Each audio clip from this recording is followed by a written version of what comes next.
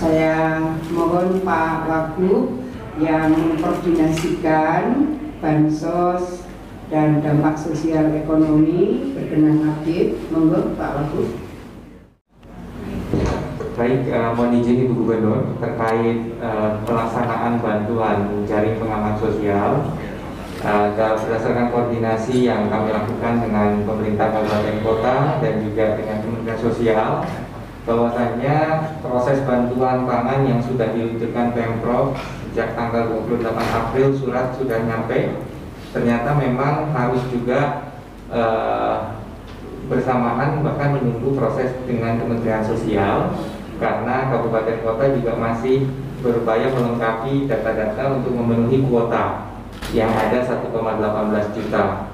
Jadi saat ini kalau kita bagi ada dua kategori, yaitu yang sudah statusnya submit, artinya sudah memencet tombol submit, sudah menyerahkan data final rampung. Ada juga yang statusnya belum submit, jadi datanya belum rampung di kabupaten kota se-Jawa Timur ini.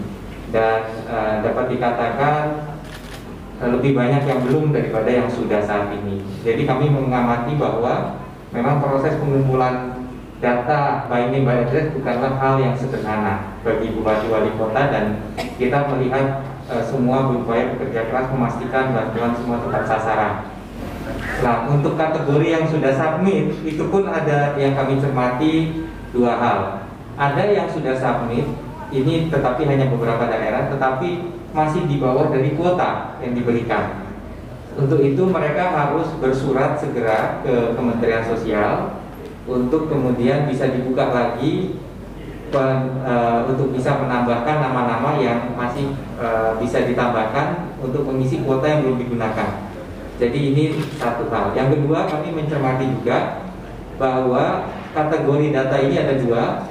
Data DTKS, artinya masyarakat yang sudah ada di dalam data Kemensos, dan yang di luar data Kemensos. Ternyata cukup banyak juga daerah yang mengisi data DTKS-nya nol. Apa konsekuensinya? Artinya nanti walaupun bansos tunai sudah didistribusikan, kita masih akan menghadapi masyarakat yang ada di dalam data DTKS tapi belum memperoleh bantuan. Inilah yang nanti akan menjadi tugas tambahan bagi kita semua untuk menyisir data-data tersebut, karena yang masuk di dalam DTKS pada prinsipnya adalah mereka yang punya tingkat kesejahteraan yang lebih rendah. Maka kalau belum mendapatkan program dari bansos tunai karena Pemkab atau Pemkot mengusulkan nama di luar dari DTKS, maka perlu ada upaya untuk melihat yang tadinya di DTKS ini dan tidak dapat bantuan, apakah artinya memang sudah tidak perlu lagi bantuan. Ini perlu kita pastikan. Kira-kira itu perkembangannya, dan kami mengapresiasi salah satunya mohon izin Kabupaten Sidoarjo yang sudah bersurat ke seluruh camatnya mengenai bantuan pangan provinsi, menjelaskan jadwal, dan di mana sudah diperjelas jadwalnya akan ada penyerahan data yang ditargetkan tanggal 4 Mei 2020 dari masing-masing camat. Kemudian menargetkan tanda tangan PKS dengan BPBD Provinsi pada tanggal 6 Mei dan langsung melakukan pengadaan sembako selama beberapa hari setelah penandatanganan PKS. Kami sangat mengapresiasi ada jadwal yang konkret yang telah disampaikan Sidoarjo, dan optimis bahwa tentunya daerah-daerah lain juga akan segera memberikan jadwal yang konkret. Demikian Ibu Gubernur, terima kasih. Dan mungkin kemarin juga Pak Wagub sudah menyampaikan bahwa untuk BPNT yang berbasis kelurahan, BPNT yang berbasis kelurahan itu lebih fix karena memang account numbernya itu sudah ada di Bank Himbara, jadi itu langsung di top up gitu. Jadi tidak lagi lihat DTKS non DTKS, sudah pasti itu di DTKS. Bantuan pangan non tunai berbasis kelurahan, tolong disampaikan bahwa dari Pemprov itu sudah ditransfer ke Bank Himbara, Himpunan Bank Negara. Sudah itu 333.022 keluarga penerima manfaat. Nah, ini sebetulnya kalau surat sudah kita kirim ke Bupati Wali Kota, tapi khawatirnya bahwa hari-hari begini mungkin mendapatkan tumpukan dari tugas dan seterusnya, nanti tidak terkonfirmasi bahwa seluruh keluarga penerima manfaat di kelurahan, seluruh keluarga penerima manfaat di kelurahan se-Jawa Timur yang menerima bantuan pangan non tunai itu di top up oleh Pemprov 50% dari BPNT dari Kemsos. Nah, ini kalau tidak dikonfirmasi, khawatirnya mereka tidak tahu. Tapi kalau digesek sebetulnya di swab itu pasti akan muncul, oh kok tiba-tiba saya sudah ambil beras, sudah ambil telur, kok uang saya masih sisa sekian gitu. Itu tambahan 100.000 dari Pemprov. Ini sudah masuk ke rekeningnya Bank Himbara. Jadi sudah langsung masuk top up ke rekeningnya penerima bantuan pangan non tunai di kelurahan. Kenapa kelurahan? Karena yang desa ini sudah ada anggaran 2.322.000.000 itu yang untuk bantuan tunai desa. Lah kelurahan ini tidak ada treatment seperti desa, kira-kira begitu. Kenapa Pemprov kemudian melapisi bantalan sosial bagi penerima bantuan pangan non tunai di kelurahan? Nah, yang disampaikan Pak Wagub tadi adalah bantuan sosial bagi mereka yang terdampak COVID. Bedanya Jawa Timur dengan provinsi yang lain, di Jawa Timur ini diserahkan kepada Bupati Wali Kota, gitu. Kewenangan di Bupati Wali Kota.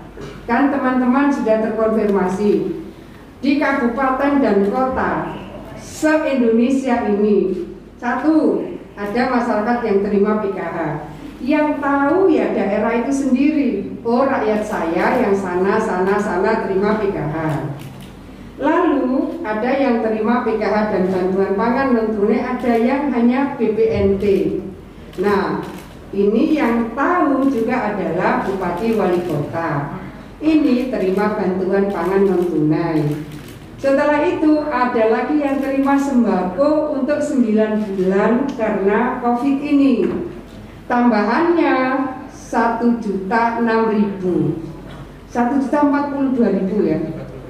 1.042.000 se-Jawa Timur. Nah, sudah ada pembagiannya per kabupaten kota tambah berapa. Yang tahu ya mestinya Bupati Wali Kota. Setelah itu masih dari Kemsos nih, yang nomor 4 bantuan tunai 600.000 untuk 3 bulan. Ini boleh non data terpadu. Jadi mungkin kemarin yang jualan pecel dia tidak masuk dalam data penerima manfaat, sekarang bisa dimasukkan. Atau mungkin kemarin nelayan dia tidak masuk di dalam penerima bantuan sosial, sekarang dia terdampak, dia boleh dimasukkan. Sebetulnya Bupati Wali Kota itu sudah diberi keleluasaan menentukan rakyatnya yang terdampak dari COVID. Ini sudah yang keempat nih, dari bantuan tunai Kemsos sudah 4. Yang kelima, kalau di daerahnya, katakan Sidoarjo, Gresik banyak industri, Pasuruan misalnya, ada PHK, ada yang dirumahkan, maka ada kartu prakerja. Yang ngerti sebetulnya ya Bupati Wali Kota yang bersangkutan. Oh, ini basis di sini nih yang dirumahkan, basis di sini nih, ini yang di PHK misalnya. Sudah 5 ini. Kemudian yang keenam, kalau dia di desa ada dana desa. Yang tahu juga para bupati dan Kota Batu. Karena Kota Batu itu 5 kelurahan, 19 justru desa. Yang ngerti itu ya Bupati Wali Kota. Ini sudah 6. Yang ketujuh sudah disisir 6.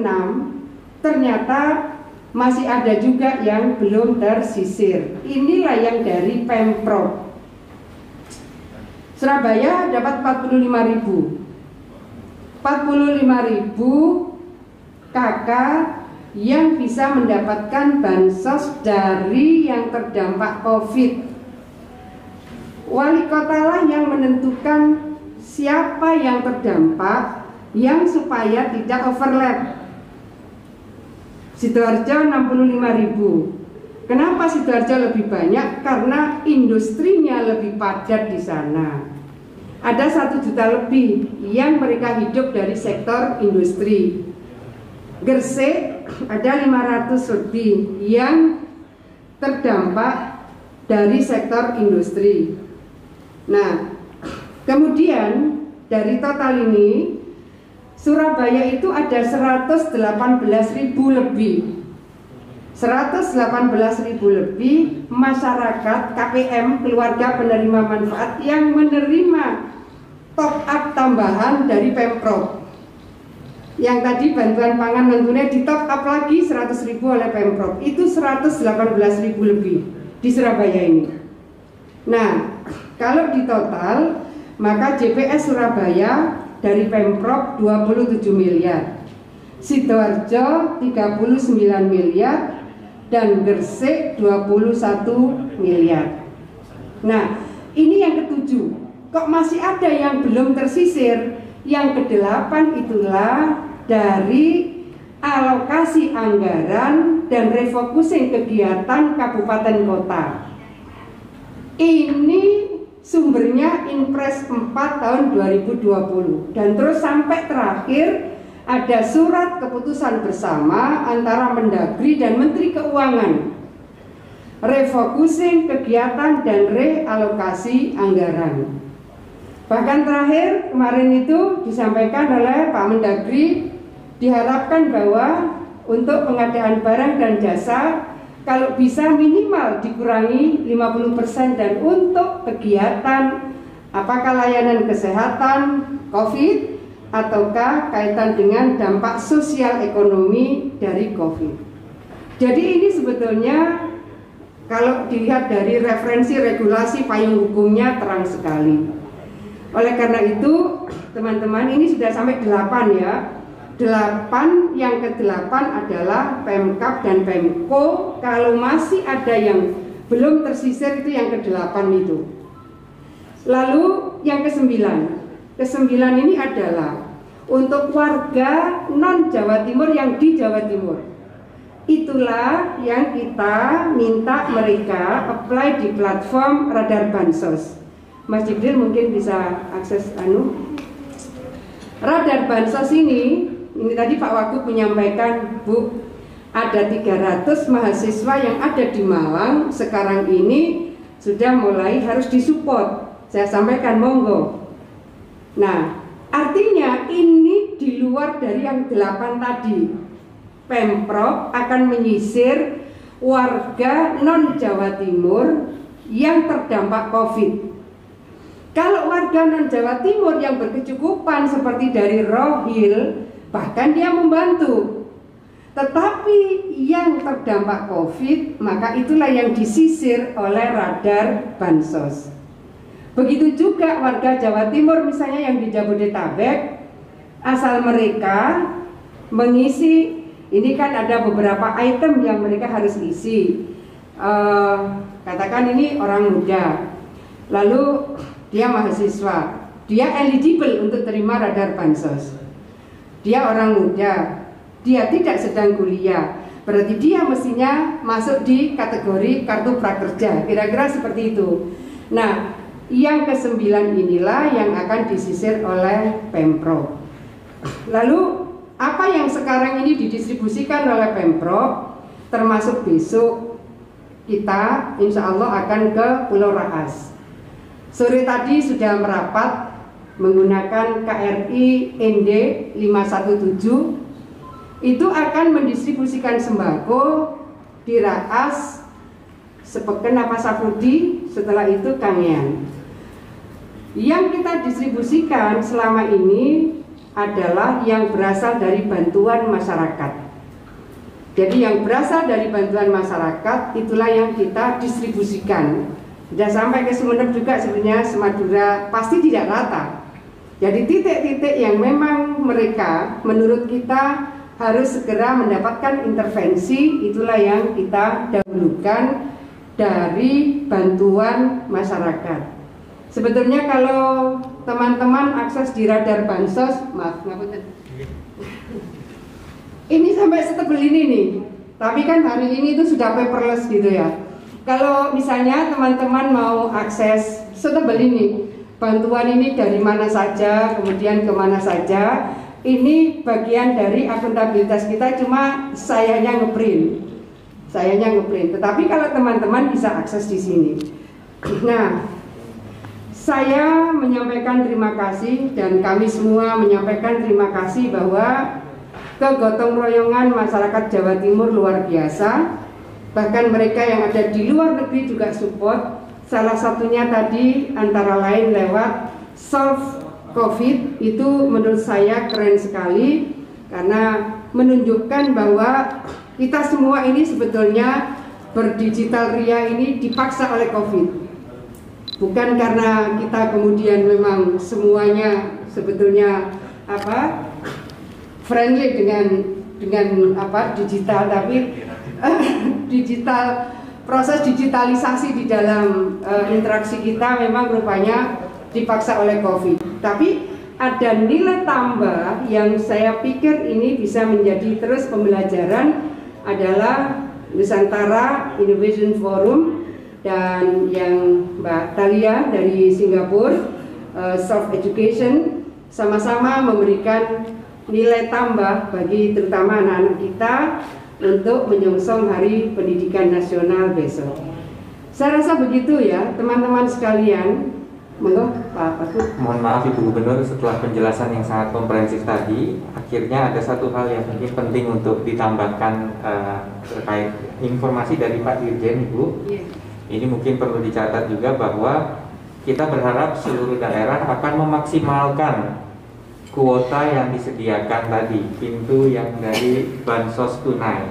Jadi untuk yang belum tersentuh BPNT, Kementerian Sosial tadi sebagaimana dijelaskan Ibu Gubernur membuka bansos tunai senilai 600.000 selama 3 bulan.